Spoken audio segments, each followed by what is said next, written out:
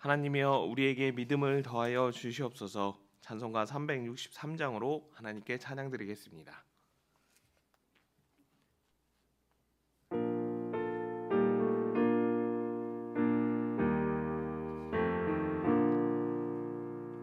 내가 깊은 곳에서 주를 불러 아뢰니 주여 나의 간구를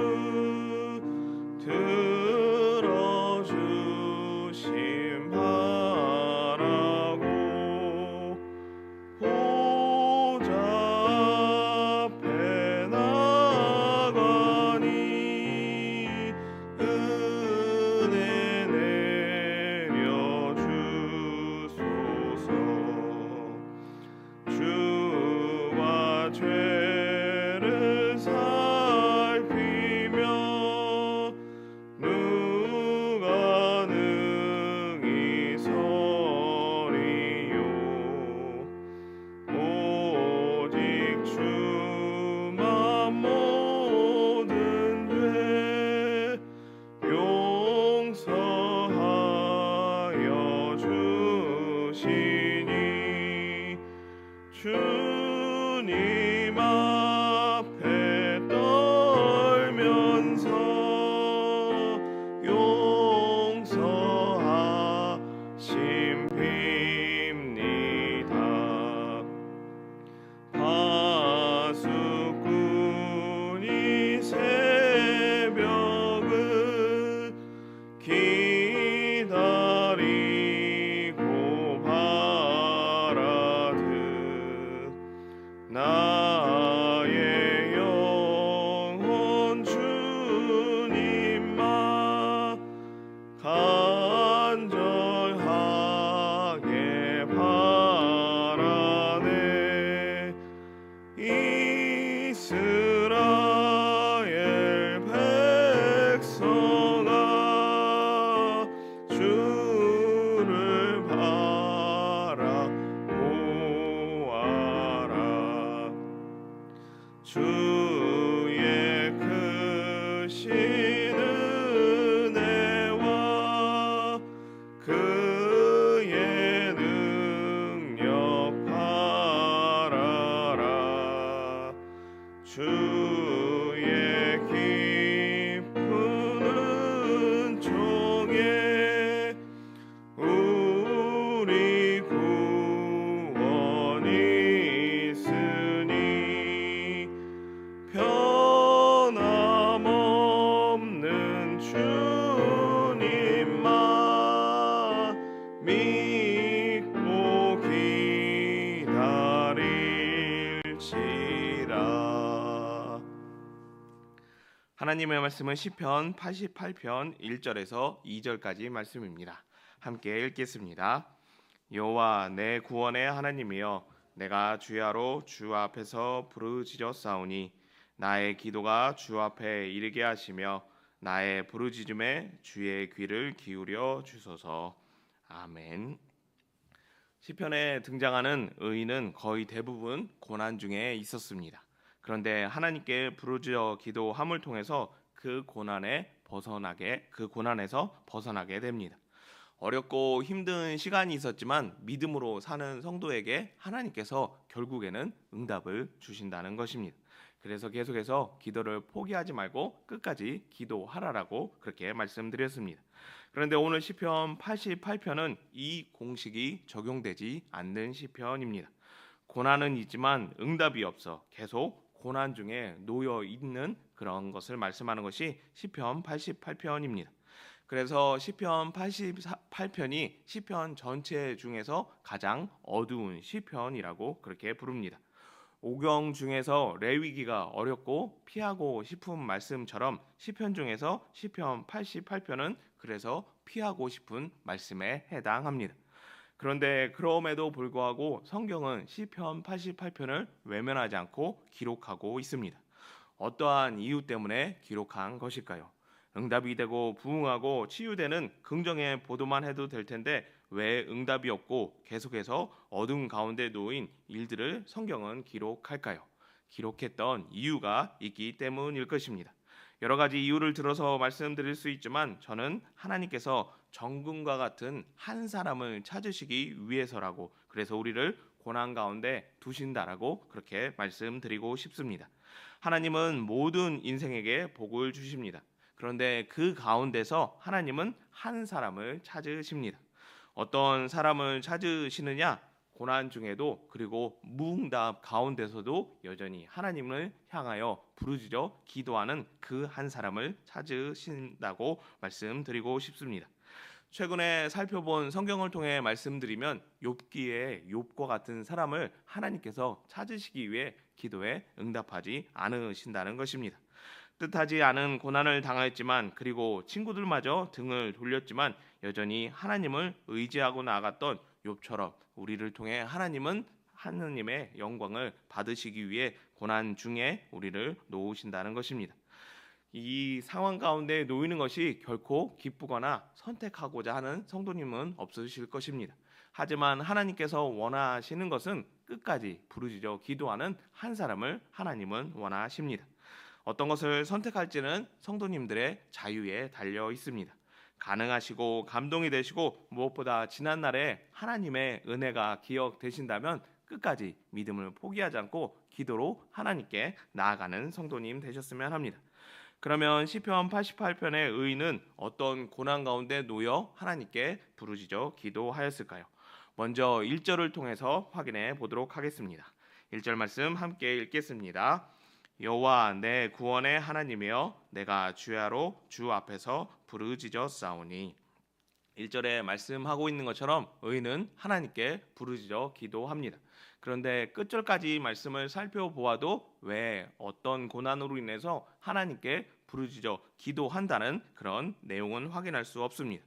어떤 이유 때문에 기도하였는지는 알 수 없지만 의인은 분명하게 어려움으로 인해서 하나님께 기도하는 것을 알 수 있습니다. 어려움이 찾아올 때 하나님을 찾았다는 것은 이 의인이 좋은 믿음, 건강한 믿음을 가졌다는 것을 의미하는 것입니다. 작은 어려움이든 혹은 큰 어려움이든 대부분의 사람들은 인간의 생각으로, 판단으로 그 문제를 해결하려고 합니다.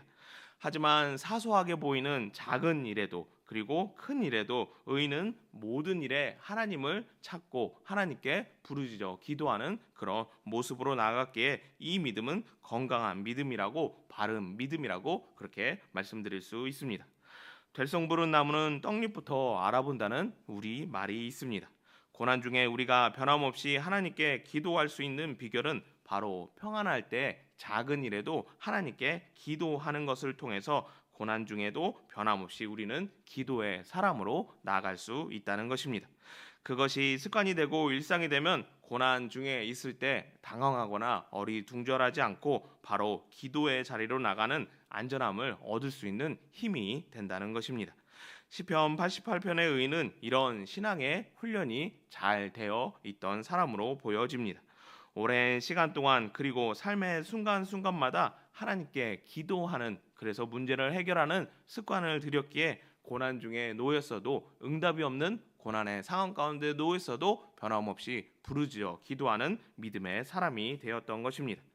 그렇게 예상하지 못한 고난이 왔지만 의인은 요동하지 않고 계속 하나님께 부르짖어 기도합니다. 그런데 또다시 예상하지 못한 상황에 의인이 직면하게 됩니다. 삶의 매순간 매순간 하나님께 기도하고 나아갔지만 어떤 예상치 못한 일을 의인이 만나게 되었을까요? 3절 이하 말씀을 통해서 확인할 수 있는데, 먼저 3절 말씀을 함께 읽겠습니다.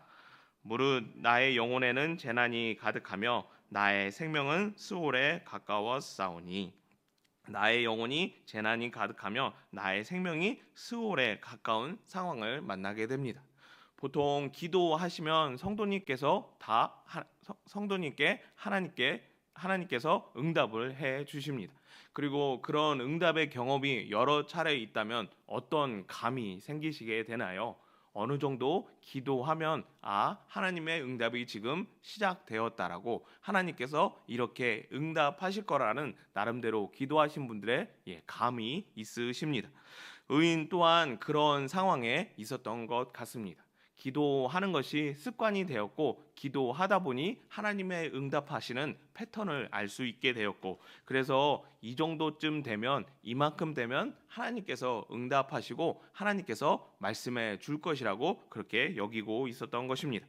하지만 의인의 예상을 벗어나는 일이 생기게 됩니다. 4절 이하, 3절 이하 말씀에 제가 다음 화면으로 준비하였는데 계속해서 응답이 되지 않고 고난 가운데 놓이는 어려움 가운데 놓이는 그런 상황이 계속해서 연속되고 있기 때문입니다. 그래서 의인은 힘들어하고 어려워하게 됩니다. 하지만 그럼에도 불구하고 계속해서 하나님께 부르짖어 기도합니다. 왜 의인이 이렇게 기도하였던 것일까요? 분명 하나님의 뜻이 있기 때문입니다. 보통 기도해서 응답이 되지 않으면 우리는 어떻게 생각하나요? 더 이상 기도해도 안 된다라고 생각하여 포기하게 됩니다. 의인도 그런 마음이 충분히 들었을 것입니다. 하지만 그럼에도 불구하고 고난의 연속, 예상하지 못하는 일의 연속이다 할지라도 포기하지 않고 나아가는 것은 이 또한 하나님의 섭리가 있다는 것, 하나님의 뜻이 있다는 것을 의인이 알았기에 계속해서 부르짖어 기도하였다는 것입니다. 새벽을 깨워 기도하는 일은 결코 쉬운 일이 아닙니다. 저야 목사이기 때문에 사명으로 이 일을 감당한다고 하지만 성도님들께서도 사명감이 없으면 행할 수 없는 결코 쉬운 일이 아니라는 것입니다. 그런데 그럼에도 불구하고 성도님들은 새벽을 깨워 기도하십니다. 왜 새벽을 깨워 기도하시나요? 응답이 없지만 어려움이 있지만 그 가운데 하나님의 섭리가 있다는 것, 나를 고난 중에 놓으시고 나를 무응답 가운데 놓으신 하나님의 이유가 있다는 것을 알기에 그 이유를 묻고자 새벽을 깨워 기도하시는 것입니다. 마찬가지로 의인 또한 예상하지 못한 일에 응답되지 않은 일에 당황하고 어려울 수 있었지만 그 가운데 하나님의 섭리가 있다는 것, 이 일을 통해 하나님께서 말씀하시는 무엇이 있다는 걸 알아 기도의 자리로 나아갔던 것입니다. 마찬가지로 우리 삶 가운데 어려움과 예상하지 못한 많은 일들을 만나게 됩니다. 그때 당황하지 마시고 오히려 이 가운데 하나님의 뜻이 있으며 섭리가 있다는 것을 그렇게 깨달아 아셨으면 합니다. 이번 여름은 참으로 더운 여름이었습니다. 그리고 비로 인해서 피해를 입는 그런 여름이기도 하였습니다. 먼저는 비로 인해 피해를 입으신 분들이 속히 일상으로 회복되기를 기도하겠습니다. 무엇보다 더위가 비가 불편하지만 한편으로 이것을 이겨낸 과실은 가을에 가서 아름다운 열매를 풍성한 열매를 얻게 된다는 것을 우리는 기억하게 됩니다. 고난과 훈련을 통해서 연단된 인생이 정금과 가치 있는 인생으로 그렇게 나간다는 것입니다. 마찬가지로 우리에게 예상하지 못하는 고난이 찾아오고 고난의 연속이 찾아오는 것도 우리에게는 분명 불편한 일입니다. 하지만 그런 불편 가운데서도 끝까지 믿음을 포기하지 않고 하나님께 부르짖어 나간다면 욥처럼 정금과 같은 사람으로 하나님께 나아가는 쓰임받는 사람이 되는 유익을 얻을 수 있게 됩니다. 결국에 하나님과 가까운 사람이 승리하게 되고 그 사람을 통해서 하나님께서 큰 일을 행하신다는 것입니다. 믿음이 깊어지는 것에 대해 그리고 고난 중에 여전히 기도하는 삶을 사는 것에 가치를 두는 성도님 되셨으면 합니다. 그래서 우리의 모든 삶이 어렵고 힘든 것이 아니라 하나님의 섭리가 있다는 것, 내가 그 뜻이 무엇인지 기도로 물어야 된다는 믿음으로 나아가셔서 항상 기도의 자리를 지켜가시며 삶의 승리 얻는 모든 성도님 되기를 예수님의 이름으로 축복합니다. 사랑과 은혜가 많으신 하나님 아버지, 우리를 기도의 백성으로 불러주시고 늘 하나님께 뜻을 구함으로 나갈 수 있도록 은혜 주심을 감사드립니다. 고난 가운데 있지만 무응답 가운데 있지만 오히려 이것을 하나님의 뜻을 묻는 기회로 알아 끝까지 기도의 자리를 지켜가는 믿음의 삶이 되도록 은혜 내려 주시옵소서. 이제 못다한 기도를 주님 가르쳐 주신 기도로 아뢰오니 하늘에 계신 우리 아버지, 아버지의 이름을 거룩하게 하시며 아버지의 나라가 오게 하시며 아버지의 뜻이 하늘에서와 같이 땅에서도 이루어지게 하소서. 오늘 우리에게 일용할 양식을 주시고 우리가 우리에게 잘못한 사람을 용서하여 준 것 같이 우리 죄를 용서하여 주시고 우리를 시험에 빠지지 않게 하시고 악에서 구하소서. 나라와 권능과 영광이 영원히 아버지의 것입니다. 아멘. 이 시간 함께 기도하실 합심 기도 제목 말씀드리겠습니다. 첫 번째로 오늘 드려지는 거룩한 주일 예배를 위해서, 두 번째로 하나님께 가져갈 이야기를 만드는 은혜와 평강 공동체 될 수 있도록, 세 번째로 은평교회와 담임 목사님을 위하여, 네 번째로 나라와 민족을 위하여, 다섯 번째로 선교사님과 농촌교회 그리고 개척교회에서 드려지는 오늘 예배를 위해서, 여섯 번째로 이재민들과 환우들이 속히 일상으로 돌아갈 수 있도록 무엇보다 치유의 은혜가 가득할 수 있도록 이 시간 합심하여 함께 기도하겠습니다.